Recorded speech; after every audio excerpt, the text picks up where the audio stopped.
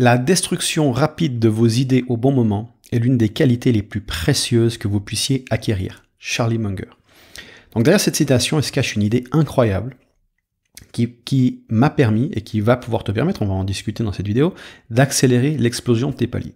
Donc en apprentissage, il faut comprendre que l'apprentissage se produit par palier. Donc déjà, un apprentissage, qu'est-ce que c'est? Apprendre, c'est obtenir le résultat. Donc par exemple, musculation, tu vas prendre du muscle. Et d'un coup, tu vas stagner. Tu auras un palier. D'un coup, tu exploses ce palier, tu passes au niveau suivant. Donc comme un escalier, on évolue. C'est pas une progression linéaire. Donc on va voir, je vais te parler des deux types d'apprentissage, donc dont l'apprentissage par incrément, donc quand tu es plutôt sur un palier ou sur une pente progressive, et l'apprentissage par révolution, où là on casse un palier et on fait un saut gigantesque. Et on va se focaliser sur le second. La citation de Charlie Munger parle précisément d'apprentissage par révolution. Donc, avant de commencer, moi je m'appelle Damien P, je suis formateur depuis 2011 sur le web et je décode les modèles mentaux des entrepreneurs scientifiques et philosophes de génie pour les appliquer au business en ligne et à la vie en général. Donc, si ça t'intéresse, tu peux t'abonner à la chaîne YouTube, activer la petite cloche, voilà, tu connais le chemin. On y va. Donc, les deux directions d'apprentissage. Premièrement, l'apprentissage par incrément. Donc, on va construire sur l'existant. Tu as une première croyance, d'accord, une connaissance et une croyance du monde. Je pense que le monde fonctionne de telle manière. Par exemple, la Terre est ronde, croyance. Autour de cette croyance, on va pouvoir construire une deuxième croyance, la Terre gravite autour du Soleil. D'accord? Et on peut continuer à construire sur cette idée existence de la rondeur de la Terre. Donc, on incrémente. Je donne un autre exemple en termes de produits. L'iPhone, on a l'iPhone 1, on fait une version 2, une version 3, une version 4, une version 5, ce sont des incrémentations des versions précédentes. Donc quand on incrémente une idée, on prend la base existante et on amplifie. D'accord? Ça, c'est le mode d'apprentissage traditionnel. On se dit, ok, moi je vais apprendre quelque chose, donc il faut que j'ajoute des connaissances. Donc je vais apprendre, je sais pas, la vente, la persuasion, le marketing, donc il faut que j'ajoute des idées existantes sur la base. Okay. Mais cet apprentissage-là va être extrêmement limité en termes de résultats. C'est pas ça qui va provoquer des paliers. Quand tu arrives dans un palier, c'est un apprentissage par évolution, encore une fois. Donc, déjà, avant de passer à l'apprentissage par évolution, j'aimerais qu'on parle d'un problème lié à l'apprentissage par incrémentation et du problème d'apprentissage de manière générale. Je veux dire, quand tu apprends quelque chose, tu as un blocage, tu as un obstacle à l'apprentissage le plus gros obstacle, qui est le biais de confirmation. Donc le biais de confirmation, rapidement, qu'est-ce que c'est? C'est quand tu valides ce en quoi tu crois déjà et discrédites ce en quoi tu crois pas. Par exemple, si tu es végétarien et que tu as une étude scientifique sur pourquoi la viande c'est excellent pour la santé, tu vas discréditer la source en disant non mais cette étude a été sponsorisée par l'agroalimentaire ou machin. Tu vas trouver une raison pour discréditer, sans même chercher à te renseigner sur l'idée, non mais si on dit ça, c'est forcément faux. Parce que moi je suis convaincu, on est végétarien, j'ai déjà assez de preuves comme ça, donc si on me dit le contraire, c'est que c'est faux.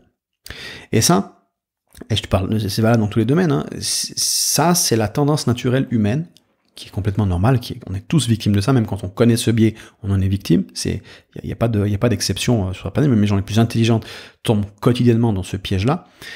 Et donc du coup, on doit mettre en place un moyen d'empêcher ce biais de confirmation. Donc on va y revenir. Avant, je vais te parler d'apprentissage par évolution et te donner ensuite un exemple.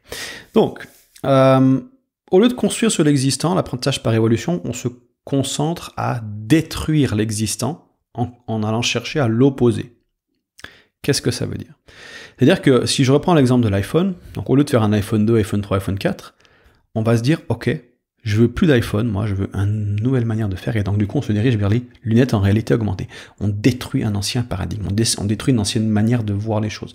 Donc là, les lunettes VR, AR, c'est une nouvelle base. Et donc du coup on pourra faire lunettes AR V1, V2, V3, V4. Donc tu vois, on fait révolution, incrément, incrément, incrément, incrément. Une fois qu'on est arrivé à la limite, révolution, et on recommence, etc. Donc ça c'est valable encore une fois pour les idées business, les offres, les produits, mais c'est aussi valable en apprentissage. Donc qu'est-ce qu'on fait quand on apprend quand on apprend par évolution, eh ben, on change son mindset, on change de paradigme, on change la perspective. Je vais te donner un exemple avec le développement personnel. C'est mon exemple, c'est un peu l'histoire que j'ai vécue personnellement avec ça. Donc, mettons, on a une personne qui, au début, est dans un mindset fixe. Donc, je ne peux pas m'améliorer. Si je suis nul en maths, je resterai nul en maths toute ma vie. L'évolution n'est pas possible. Et puis, d'un coup, un jour, il a un déclic parce qu'il se rend compte qu'il a appris quelque chose. Il dit, mais en fait, je peux m'améliorer en tout ce que j'ai envie. Je pensais que cette compétence pouvait pas être améliorable, que j'étais nul là-dedans. Alors, moi, personnellement, dans mes jeunes années, j'étais nul en vente. Et je pensais que vendre, c'était un truc inné. Et aujourd'hui, j'ai appris à vendre et donc du coup, voilà, par conséquent, je peux m'améliorer. Donc, déclic, on fait une révolution, donc mindset de croissance. D'accord ? Les compétences ne sont pas figées, on peut les améliorer. Et donc du coup, quand on arrive dans un mindset de croissance, moi, ce qui m'est arrivé, c'est développement personnel. Le développement personnel permet d'améliorer ma vie. Et puis ensuite, on peut bâtir une deuxième croyance. Donc là, par incrément de cette croyance-là, j'ai une deuxième croyance qui est venue se construire par-dessus. La loi d'attraction permet d'améliorer sa vie. Et puis j'ai une troisième croyance qui s'est bâtie par-dessus. Les affirmations positives permettent d'améliorer sa vie. D'accord ? Donc, si on est dans un mindset fixe, on n'y croit pas. Que ce soit développement personnel, loi d'attraction, affirmation, non, on ne peut pas améliorer sa vie, c'est du bullshit, ça sert à rien, le développement personnel, c'est pour les couillons.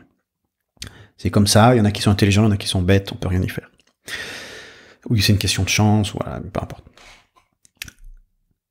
Maintenant, donc révolution, mindset de croissance, ensuite incrémentation, donc développement personnel, loi d'attraction, affirmation, et j'ai vécu une nouvelle révolution.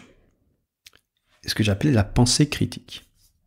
Et ça m'a fait mal. C'est quand j'ai eu ce déclic, donc cette révolution, j'ai pas dormi pendant 2 nuits parce que j'avais passé plusieurs années à m'identifier au développement personnel et à m'identifier à tout ce que j'avais fait, à toutes mes lectures, et j'ai défendu bec et ongle le développement personnel devant mes amis, quitte à vraiment à mettre à dos plein de monde. Et en fait, je me suis rendu compte un jour que les promesses de développement personnel ne sont pas validées par la science.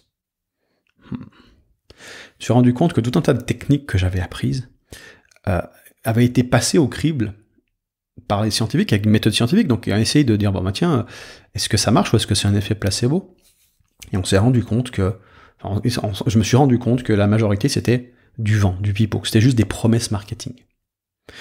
Donc je suis pas dans le même état d'esprit que le mindset fixe qui dit on peut pas s'améliorer, mais en même temps, je suis d'accord avec le mindset fixe qui dit que le développement personnel c'est de la merde. Aujourd'hui, pour moi, le développement personnel c'est majoritairement de la merde. Je le dis clairement, le développement personnel détruit des vies plus qu'il en construit. Parce que on va prendre un domaine, là je te donne un exemple en ce moment, il y a quelques années déjà de ça, avec le jeûne intermittent. Alors le jeûne intermittent, entre nous c'est très bien, c'est excellent pour la santé, mais maintenant ça va pas te soigner ton cancer et te faire pousser des ailes, en tout cas ça n'a pas été encore prouvé par la science. Donc on est en train de faire des recherches là-dessus, on en est au stade notamment avec les maladies auto-immunes. Ils ont découvert ils ont fait jeûner plusieurs rats qui avaient une sclérose en plaques, et je crois 60% ou 80% des rats ont guéri de la sclérose en plaques après leur jeûne. Et donc du coup, ils sont en train d'essayer de valider plusieurs choses, plusieurs hypothèses. Est-ce que c'est grâce au jeûne intermittent ? Déjà, parce qu'il ne faut pas tirer de conclusion hâtive. Et ensuite, est-ce que c'est valable aussi pour les êtres humains ?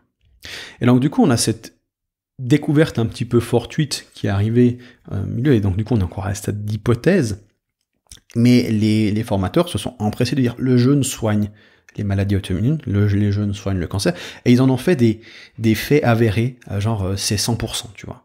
Et en fait, quand tu es face à une solution qui est du 0 ou du 100%, tu sais que tu es dans de la pseudo-science et non pas dans de la science. Tu n'es pas dans la réalité. La réalité, c'est pas noir ou blanc. Le cerveau a envie de penser à noir ou blanc, genre c'est juste ou faux, tu vois, c'est gentil ou méchant. Mais la science fonctionne pas comme ça. On va dire, bon bah, tu vois, déjà dans le cadre des rats, pas 100% des rats ont guéri avec ça. D'accord ? Et il y a des nuances. C'est beaucoup plus chiant, les nuances, de penser en nuances que de penser de manière manichéenne, en disant « Ah, il y a le gentil, il y a le méchant », tu vois. Dans la vraie vie, il n'y a pas de gentil, il n'y a pas de méchant. Il y a des conflits d'intérêts. C'est beaucoup moins sexy. Donc du coup, tu vois, là, je disais quoi ? Je dis, bon, bah, le développement personnel n'est pas validé par la science. Donc, Donc, je ne peux plus faire confiance à la littérature du développement personnel, ni du marketing, ni de toute autre formation ou source que je trouverai sur Internet. Je dois me renseigner. D'accord. Par contre, j'ai fait une autre découverte, c'est que malgré tout, il y a quand même des gens qui, grâce au développement personnel et au marketing, obtiennent des résultats. C'est ce qu'on appelle l'effet placebo. Et l'effet placebo, il a un impact très fort sur les résultats. Donc, je suis plus en mode c'est le développement personnel qui va changer ma vie, mais c'est l'effet placebo qui va changer ma vie.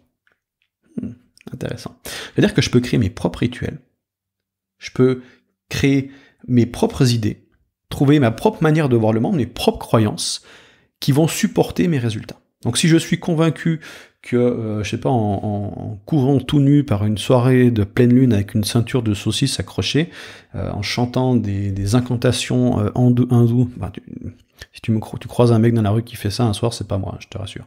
Mais voilà, imaginons que je sois convaincu de ce truc-là. En fait, si ce truc-là, j'en suis convaincu, plus je le fais, plus ça va me convaincre que le succès va arriver. Donc, à quelque part, la loi d'attraction, d'une certaine manière, elle est vraie. Pour son effet placebo, comme toutes les promesses marketing et comme toutes les promesses de développement personnel. Mais de comprendre qu'il s'agit d'un effet placebo et de comprendre qu'il faut être très critique vis-à-vis des méthodes enseignées et que tu dois aller chercher par toi-même pour valider l'information et tester par toi-même, surtout c'est ça le plus important, parce qu'il n'y a pas besoin de faire non plus des recherches scientifiques approfondies pour savoir si une technique ou pas elle marche, on peut aller regarder ce que dit la science pour s'en faire une idée, mais ce qui est vraiment important, c'est si je l'implémente dans ma vie, qu'est-ce que ça me donne comme résultat à titre personnel? Même si la science, moi j'ai déjà eu des débats avec des scientifiques qui ouais ça marche pas et tout, je dis mais d'un point de vue scientifique t'as validé le truc qui marchait pas, mais pour moi ça apporte des résultats de faire comme ça. Donc à quelque part, que ce soit l'effet placebo, les petits anges tout nus ou je sais pas quoi, pour moi ça marche. Donc je m'en fous de ce que dit la science, et si la science est pas d'accord avec ça, pour moi ça marche. Tu vois. Par exemple, personnellement, je suis pas quelqu'un qui croit en une religion.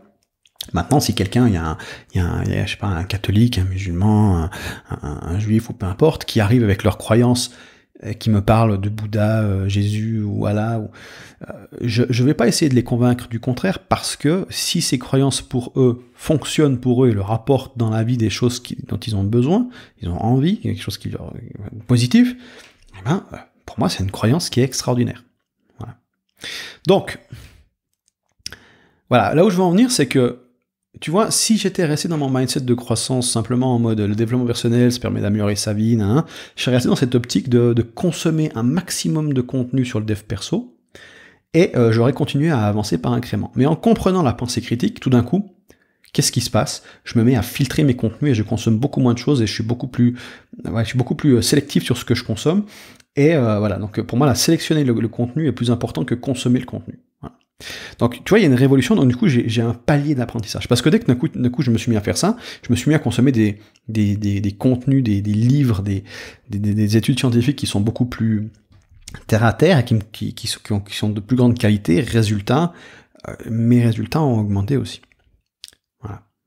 J'ai reformaté beaucoup de croyances que j'avais sur le monde, je me suis défait de certaines convictions, et donc du coup j'ai eu un saut de résultats. Voilà. Je vais donner quelques outils pour faire ça très rapidement. Juste avant, petit appel à l'action évidemment pour la forme. Donc j'ai une newsletter. Tu peux la retrouver dans le i comme info, ça t'intéresse, je donne tout un tas de méthodes aussi. Si tu veux rater aucune vidéo, je publie les vidéos dans la liste email, et mes outils pour le business en ligne. Donc je décode les modèles mentaux des milliardaires, de la science et de la philosophie. Et mon objectif, c'est que tu puisses développer tes skill sets, tes mindset indispensables. D'accord. Le but, c'est de faire ces sauts ces sauts de palier. Donc toutes ces connaissances révolutionnaires qui m'ont aidé à changer ma manière de voir le monde, je les dispense dans cette mailing list. Voilà. On dit qu'il ne faut pas dire mailing list, mais en fait, ça ne change rien. L'information, la qualité de l'information est la même. Donc, quelques outils. Première chose, c'est un truc pas sexy du tout, mais c'est redoutable. L'humilité, la tolérance et la transparence. Donc, être humble face à la quantité d'informations dans ce monde. Qu'est-ce que tu sais par rapport à à la complexité du monde. Si tu peux faire un petit exercice, tu prends ton point, tu le mets devant toi, tu le fermes, et tu regardes la pièce autour de toi. Donc ton point, c'est ce que tu sais, et la pièce autour de toi, c'est la réalité. Donc on réfléchit toujours à l'intérieur de nos connaissances, mais en réalité, il y a tellement... le monde est tellement vaste, la réalité est tellement complexe, que nos réflexions sont vraiment insignifiantes. Donc il faut être humble par rapport à ça, et dire, ok, toutes mes convictions, là, je lâche prise dessus. Si je suis convaincu que X c'est ça, genre je suis convaincu que je sais pas, peu importe, le truc le plus basique du monde, je suis convaincu que, j'en sais rien, j'ai pas d'idées qui me viennent, mais peu importe, je suis convaincu que la Terre elle est ronde, même ça encore, bon, il y a quand même des choses un peu de fond, comme la loi de la gravité, des trucs on est sûr à 99%, tu vois. Mais il y a des convictions qu'il vaut mieux ne pas avoir. D'accord, on a des évidences, ce qu'on appelle les tautologies d'ailleurs en argumentation, donc la neige est blanche, tout le monde peut être certain que la neige elle est blanche, voilà. Mais il y a des choses, des croyances, ok, j'ai toujours pensé que X, mais est-ce que c'est vraiment vrai? Comment est-ce que je sais ça? D'accord? Donc être humble par rapport à ça. Ensuite la tolérance, donc tolérer les idées contraires. Si moi j'arrive et que je te dis quelque chose qui contredit ce que tu penses, la plupart des gens, ce qu'on a tendance à faire en tant qu'humain, c'est de vouloir expliquer notre point de vue. Non, attends, tu te trompes, je vais t'expliquer pourquoi. La bonne manière, c'est de dire, ah tiens, idée opposée. Même si c'est une idée que tu avais eue à l'époque et que tu n'as plus aujourd'hui, ça vaut toujours la peine d'écouter sa version parce que peut-être qu'il y a une nuance. D'accord? Ah tiens, je suis végétarien, il est omnivore, il me dit qu'être végétarien c'est dangereux pour la santé, sauf si X, Y, Z. Même si, pour moi, les omnivores, c'est des mecs qui sont complètement brainwashés, je lui dis ça, moi je suis pas du tout dans un de ces camps, dans un autre, je mange de la viande et tout, mais bref, j'ai pas de combat par rapport à ça. C'est juste pour te dire, mettons que un tel, il me parle de pourquoi la viande c'est bon pour la santé, et qu'il commence à me sortir des études, et je vois qu'il a une légitimité aussi sur le sujet, hein, c'est pas un Pékin qui lance juste une information au hasard, il a étudié le truc, je vois qu'il a quand même il y a quand même un certain recul sur le sujet, donc je vais fermer ma gueule et je vais écouter. Et je vais commencer à poser des questions. Les questions, le but des questions, c'est de nous amener à la limite de nos raisonnements respectifs. D'accord? On va parler de l'ouverture d'esprit actif juste après. Et donc ça, c'est la tolérance, donc accepter que les gens ne sont pas forcément d'accord avec moi. Je suis athéiste, donc je suis athée, j'accepte qu'il y ait des musulmans, des catholiques, des juifs, des bouddhistes, des hindouistes ou des Jedi, c'est une religion officielle aux États-Unis.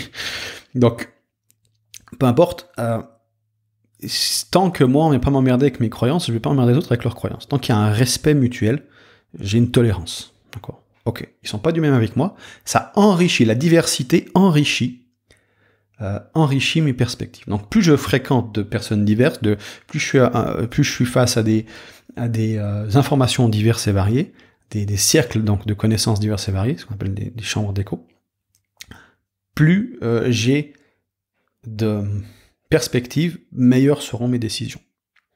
Donc je ne me ferme pas aux idées opposées, au contraire je les accueille, même si elles me font mal, même si elles sont douloureuses. Et troisième chose, c'est la transparence. La transparence, c'est vouloir donner des feedbacks transparents, mais en toute bonne foi. C'est-à-dire que si tu vois un ami, ça c'est vraiment un truc, il y a des gens qui sont complètement, quand je fais ça, ils sont complètement, ils disent, ah, putain, Damien, t'es à la masse des fois.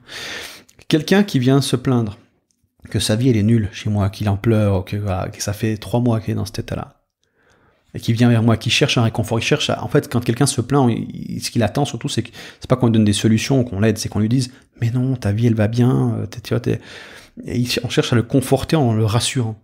Et en fait, qu'est-ce qu'on fait quand on rassure la personne? En fait, on lui ment, en lui disant, oui, c'est vrai. Alors que le mec fait 200 kilos, il a 2 doigts de diabète ou je sais pas quoi, il est en dépression, son boulot ça va pas, il va sombrer dans l'alcool, tu dis non mais ça va, il y a pire que toi. Est-ce que c'est lui rendre service que de faire ça? Non, parce que sur le moment tu vas lui donner un peu de sentiments positifs, une bonne émotion, mais sur la durée, en fait, tu fais que le freiner, parce que tu diminues sa frustration, et la frustration c'est le meilleur moteur à l'action. Donc tu l'aides pas, alors que si tu le regardes de manière transparente, tu dis écoute, effectivement, il faut te reprendre en main. Si t'es triste, c'est normal. Tu fais 200 kilos, t'es seul dans ta vie, les gens, t'emmerdes tout le monde parce que t'es malheureux, tu vas être en dépression, comment tu vas te suicider, tu vas finir dans l'alcool, dans la drogue, je sais pas, là je prends un cas extrême, mais effectivement ta vie elle est pourrie, t'as raison, c'est vrai. Qu'est-ce que tu vas faire maintenant? Est-ce que tu vas attendre que ta vie devienne encore plus pourrie, ou est-ce que tu veux qu'on t'aide à faire quelque chose? Parce que moi, si tu veux pas changer, je te laisse tomber, je t'abandonne. Parce que moi, tu vas me tirer en bas. Et souvent, tu sais, ah mais non, faut pas dire ça aux gens. Alors, il y a des gens qui sont vraiment en dépression et tout, là, tu les diriges vers un psychologue, il faut toujours faire attention, le mec il est au bord du suicide, si tu lui dis ça, il risque de se suicider. Donc, il faut toujours prendre avec des pincettes de trucs. Mais tu vois que le mec, il est quand même pas au bord du suicide, mais tu lui donnes l'électrochoc, il dit, écoute mec, moi je veux pas d'amis comme ça. À moi, franchement, moi je le dis, un alcoolo qui se drogue, qui fait rien de sa vie, je l'en veux pas dans ma vie. Donc si j'ai un ami qui se met à boire de l'alcool et j'aurais beaucoup de peine pour lui, mais je m'en éloigne directement. Je lui dis clairement, j'écoute, tu te mets à boire, on n'est plus amis. Je veux pas de ça. Donc même, tu fais ce que tu veux de ta vie, moi il n'y a pas de problème.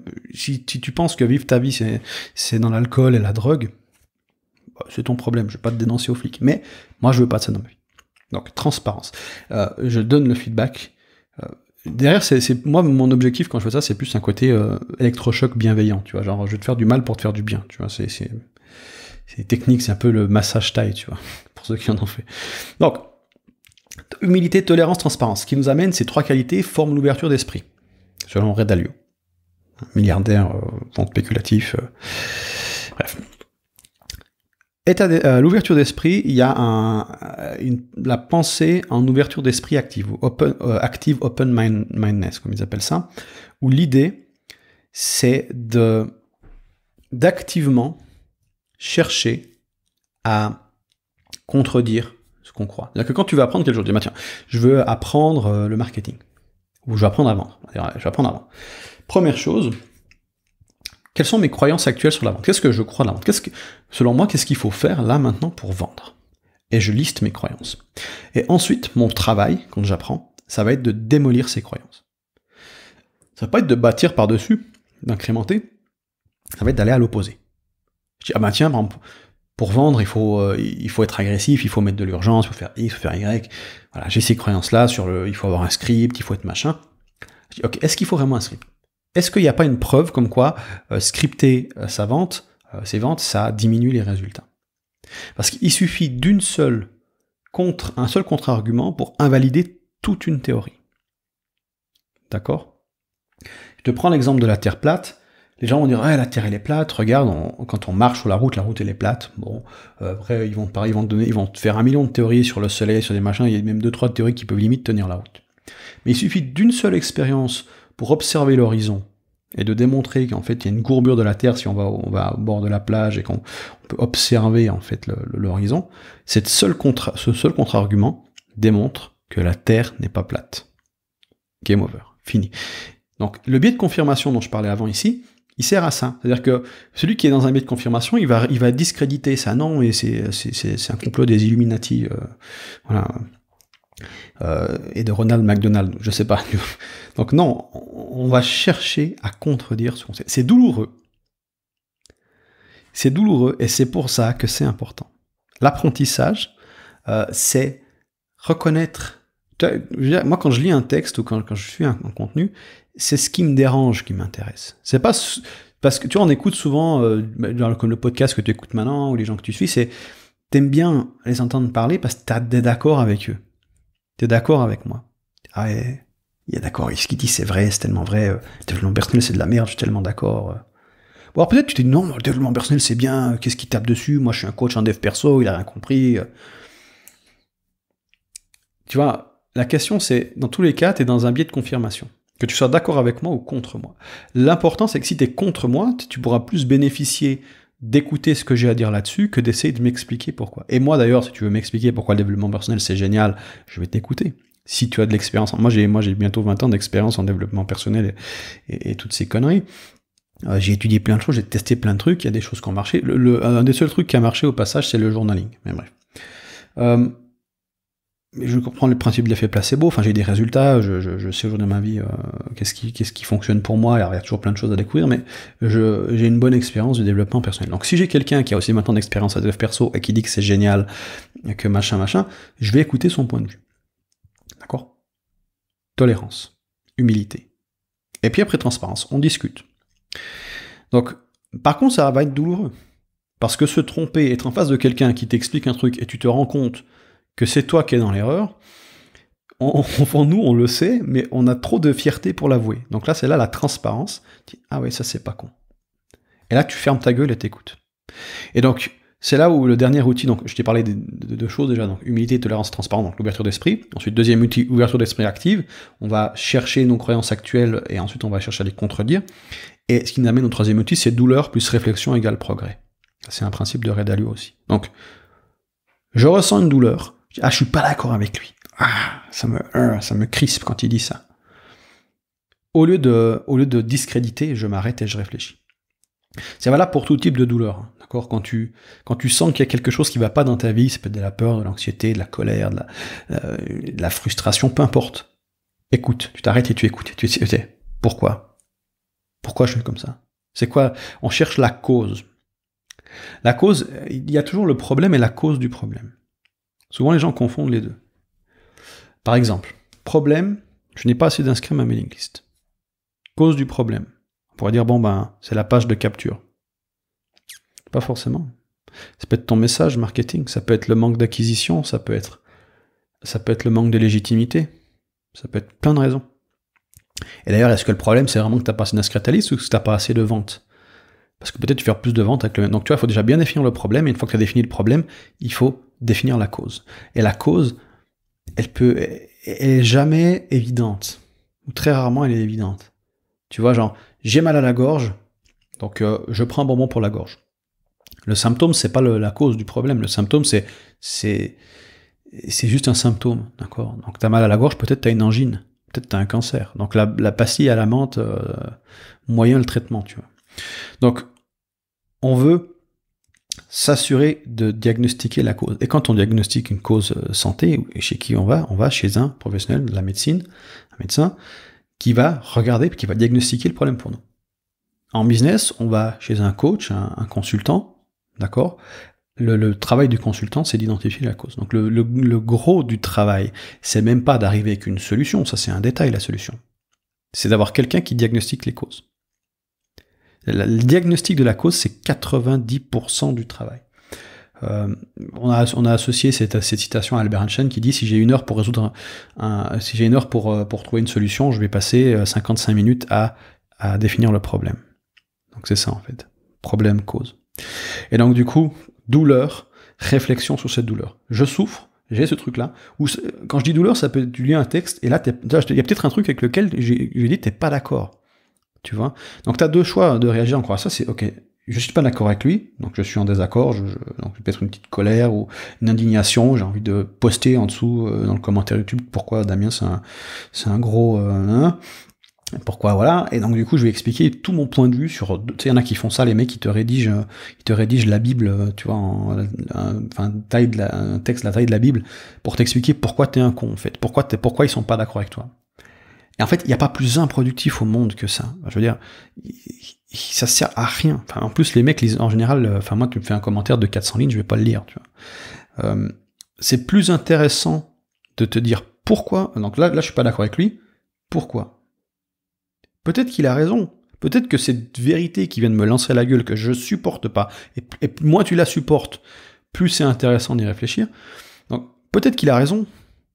Peut-être que le mec que je déteste le plus sur cette planète, il m'a dit un truc pour lequel il avait raison. Et tu vois à quel point, genre, quand t'es face à quelqu'un que tu détestes, qui te sort une grande vérité dans ta gueule, c'est vraiment la dernière personne et la dernière vérité que t'as envie d'écouter. Et peut-être c'est la plus nécessaire. Ça, c'est Nietzsche qui disait « Apprenez à aimer vos ennemis et à détester vos amis. » D'accord ? Voilà, donc humilité, tolérance, transparence forment l'ouverture d'esprit. Ouverture d'esprit active, donc on cherche activement à détruire nos idées, à détruire nos croyances, plutôt qu'à essayer de les construire. Donc qu'est-ce que je crois actuellement ? Et tu vois, parce que quand tu pètes une croyance, Il faut vraiment voir ça comme quelque chose de positif, parce que c'est là où tu as une transformation profonde. Si tu pètes une croyance, plus la croyance elle est profonde, plus elle va être douloureuse à casser, mais plus la transformation va être grande. Et si aujourd'hui t'as pas les résultats que tu veux, c'est pas parce que t'as pas assez tassé de croyances par-dessus l'existant, par incrémentation, c'est parce qu'il y a des éléments extrêmement profonds dans ta psychologie actuelle, de comment tu perçois le monde, qui sont erronés. Des idées auxquelles tu tiens, c'est parce qu'on s'accroche aux idées, on s'attache aux idées, comment on s'attache aux personnes. Un exemple très, très frappant de ça, c'est par exemple le formateur ou l'entrepreneur qui a une idée de business, il y a 10 ans qu'il est sur son idée, il y a 10 ans que ça marche pas. Mec, ton idée, elle est pas bonne. Même s'il y a 3 ans que tu es sur ton idée et que ça marche pas, ton idée, elle est pas bonne. Tu peux aimer tout ce que tu veux, ton idée, tu peux essayer de construire par-dessus cette idée en disant il faut que j'améliore mes tunnels de vente, il faut que j'améliore X, Y, Z. Tu construis par-dessus une idée qui est mauvaise, en fait. Détruire ton idée, c'est détruire des idées auxquelles tu tiens avant tout. C'est ça qui est dur, c'est des idées qui sont au niveau identitaire. Qui tu es dans ce monde, tu vois, des idées sur lesquelles tu as travaillé pendant des années. Tu vois, derrière, il y a ce qu'on appelle le coût des billets récupérables, ou sunk cost fallacy en anglais. Plus tu t'investis, donc toi, c'est engagement et cohérence de Robert Cialdini, plus tu t'engages sur une chose ou sur une personne, ou sur une idée, plus ça va être difficile de renoncer. Genre, parce que si t'arrêtes, ben, tu vas perdre tout ce que t'as fait jusqu'à maintenant. Genre, t'as commencé 3 ans d'études, il reste une année, mais tu sais que c'est pas une carrière que tu vas faire, bon, bah, je finis quand même la dernière année. Alors que arrêter, ça peut être peut-être une meilleure solution. C'est pas toujours le cas, d'accord? Mais quand ça fait 3-4 ans que tu es sur une idée en business et que ça marche pas, et que tu refuses de lâcher, tu te fais du mal en fait. Tu vois, tu es dans une incrémentation alors que t'as appris plein de trucs, mais en fait l'idée, le business dans lequel tu es, le marché sur lequel tu es, c'est une grosse partie des résultats en business. Il y a des mecs qui ont une super idée, qui ont des compétences très moyennes, ils cartonnent. Il y a des entrepreneurs qui sont extraordinairement compétents, qui sont une idée de merde. Bon, en principe, quand tu es compétent, tu comprends très vite ta idée de merde et tu changes d'idée. Mais mettons il est extrêmement compétent dans la vente, dans tout, sauf dans trouver des bonnes idées. Et donc du coup, il est coincé sur une idée de merde et il galère. Moi, je connais des gens comme ça. Et en fait, ils sont extraordinairement doués, mais ils refusent, parce qu'ils sont attachés à leur idée, tu vois. Ils refusent de lâcher cette idée. Et il n'y a rien de pire, en fait, que ça, sauf si t'aimes pas avoir des résultats. Donc, lâcher tes convictions. Il n'y a rien de plus dangereux qu'avoir des convictions. C'est bizarre, hein. Et les gens, tu peux regarder, moi je te le dis, tu lis les commentaires. Plus la personne a l'air convaincue dans ses commentaires, plus j'ai tendance à penser qu'elle n'a pas de résultat. Si tu observes les experts, ils sont tous emplis de doutes. D'accord? Et l'idée que je viens de t'expliquer aujourd'hui, moi j'y crois, mais en même temps je ne suis pas foncièrement attaché à elle. C'est-à-dire que si un jour on me prouve que j'ai tort par rapport à cette manière de penser, ou que je me rends compte qu'elle est incomplète, c'est pas forcément qu'elle est fausse, peut-être qu'elle est incomplète tout simplement, je serai prêt à en changer. Et d'accord, dessous là, je referai une vidéo et je t'expliquerai ma nouvelle manière de penser. Bon, on évolue toujours, ma foi, le monde est ainsi, on n'a pas toutes les réponses, et donc du coup, peu importe le contenu que tu vas regarder sur cette planète, il y aura forcément des choses qui sont fausses ou des choses qui pourraient être meilleures. C'est aussi pour ça que le perfectionnisme ne sert à rien, parce qu'à un moment donné, et moi je suis allé très loin dans le perfectionnisme, hein, tu sais, je suis allé chercher aller dans la plus grande vérité possible sur une idée, aller chercher dans les sciences, apprendre à lire des études scientifiques, des méta-analyses, enfin décortiquer le truc pour m'assurer que chaque phrase que je dis soit vraie, et finalement t'arrives au point où la science elle dit on sait pas. Et toi tu te dis oui, mais si la science elle sait pas et que moi j'ai besoin d'une idée pour pouvoir avancer, comment je fais? Et il y a quand même des gens qui avancent, qui ont des résultats, mais on sait pas pourquoi. Donc comment on fait? Tu vois, et donc le perfectionnisme n'existe pas parce qu'on ne sait pas. La plupart des gens ne savent pas en fait. Tu prends, j'ai cité beaucoup Ray Dalio. Ray Dalio, dans son livre Principle, une des premières choses qu'il dit, c'est, je sais plus comment il le formule exactement, mais la première chose que je veux mettre au clair, c'est que je suis une stupide merde. Et que mon succès, je le dois non pas à mes connaissances, mais à ma capacité à dealer avec ce que je ne sais pas. C'est tellement puissant. C'est tellement puissant. Rappelle-toi l'exercice du point. T'as le point, donc ta réalité, ce que tu sais, et il y a la pièce autour de toi, c'est la réalité. Tu fais la différence. Donc voilà ce que je sais, et voilà ce qui est vrai. Et donc du coup, tout ce que tu sais pas, voilà. Et toi, ton point il est tout petit par rapport à l'immensité. Donc c'est cette humilité en fait dont il fait preuve. Et je trouve génial parce que le mec, tu vois, c'est le type, il est quand même milliardaire, et il te dit que c'est une stupide merde qui connaît absolument rien. Et comparé à des mecs qui n'ont pas de résultats et qui sont convaincus de tout savoir. Tu vois le truc. Donc l'humilité, elle sert comme passerelle pour les connaissances. Si t'as pas d'humilité, t'apprends pas. T'es convaincu de tes trucs, t'es arrogant, tu changes pas de point de vue. Donc tu restes t'es un mindset fixe en fait. L'ouverture d'esprit, c'est une condition sine qua non au mindset de croissance. Dire tout ce que je sais est sujet évolue. D'ailleurs, des choses qui sont vraies aujourd'hui qui seront fausses demain, et des choses qui sont fausses aujourd'hui qui seront vraies demain. Moi, quand j'ai commencé sur Internet à vendre des formations, c'était établi de manière consensuelle que vendre sur les réseaux sociaux, ça ne marchait pas. Donc faire de l'acquisition sur les réseaux sociaux et vendre sur les réseaux sociaux, ça ne fonctionnait pas. Ça a bien changé aujourd'hui. Aujourd'hui, à l'époque, on faisait des blogs avec du SEO en longue traîne. Ouais, je vais pas rentrer dans les détails. Et aujourd'hui, maintenant, tu vois, il y a un shift qui se passe en ce moment d'ailleurs. Au moment où j'enregistre cette vidéo, c'est que on disait, voilà, YouTube, c'est ce qui convertit le mieux, ce qui est toujours encore le cas, ce qui amène les leads de meilleure qualité. Mais et TikTok, ça marche pas. Et maintenant, là, il y a un shift, il y a de plus en plus d'entrepreneurs qui vont sur TikTok pour récupérer des leads. Bon, c'est encore un réseau de jeunes, mais c'est un réseau qui va gentiment attirer des gens plus âgés, et donc du coup, faire des stories, des shorts, des reels, des différents formats très courts, va amener va nous aider à obtenir des inscrits plus que peut-être des vidéos YouTube. Donc le format long, moi je suis convaincu qu'il va rester, mais voilà. Bref, c'est juste pour te dire qu'il y a des changements. Donc là, on a un changement de paradigme. Donc celui qui est en mode YouTube, c'est la vie, et qui refuse de mettre à jour sa manière de voir, il reste dans une incrémentation de j'optimise YouTube et je refuse de m'ouvrir à TikTok, par exemple. Tu vois, parce que je déteste TikTok, c'est pour les gamins. Moi, personnellement, j'ai une aversion pour TikTok, Instagram, tout ça, parce que c'est des réseaux sociaux, tu dois avoir les applications sur ton téléphone, et c'est du contenu très court, et du coup, je dois apprendre à réviser cette manière de penser, parce qu'elle me dessert, tu vois, aujourd'hui. Donc on teste des trucs, tu vois, c'est ça en business, c'est t'as une idée, avant de t'y attacher, tu la testes, est-ce qu'elle fonctionne ou pas? Si elle fonctionne pas, je passe à autre chose. Si elle fonctionne, je la garde. Tu vois, on est typiquement on lâche prise sur les idées, et on est prêt à les détruire au moment opportun. Voilà. Dernier petit appel à l'action pour la forme. Donc si tu veux approfondir cette idée-là, il y a un lien pour ma newsletter qui s'affiche. Donc, on décode les modèles mentaux des milliardaires, de la science et de la philosophie pour développer tes skillsets et ton mindset. Aussi, si tu veux pas rater les prochains contenus, tu peux t'abonner à la chaîne. Il y a le lien qui s'affiche. La petite cloche. Et si tu es impatient, tu as aussi regardé d'autres vidéos. Là, je t'ai mis 2 autres vidéos qui apparaissent que tu peux cliquer. Voilà. Je te souhaite une magnifique journée. À bientôt. Salut.